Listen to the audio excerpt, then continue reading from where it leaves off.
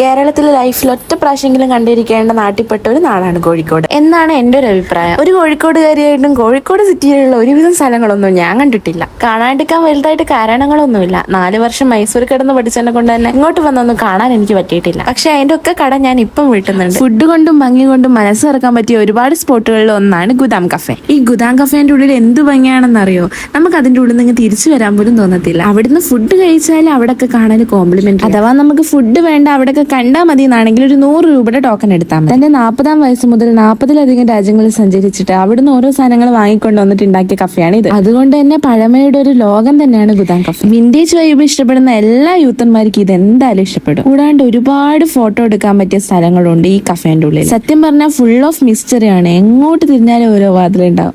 എന്ത് ഭംഗിയാണെന്നറിയോ. എന്റെ ക്യാമറയിൽ ഇത്രയൊക്കെ ഭംഗിയൊക്കെ ഒപ്പിയെടുക്കാൻ പറ്റൂ. ഇനി നിങ്ങൾക്ക് കാണണമെങ്കിൽ നിങ്ങൾ പോയി കണ്ടോന്നേ. രാവിലെ 10 മണിക്ക് കയറി ഞങ്ങൾ അവിടുന്ന് ഇറങ്ങുന്നത് ഉച്ചക്ക് 2 മണിക്കാ. അത്രത്തോളം ഉണ്ട് അതിന്റെ ഉള്ളിൽ കാണാൻ. കോഴിക്കോട് ഗുജറാത്ത് സ്ട്രീറ്റ് വന്ന് അത് കാണാൻ പറ്റുവാണെങ്കിൽ ഒന്ന് കണ്ടേക്ക്. എന്നാ ശരി, ചൂസ്.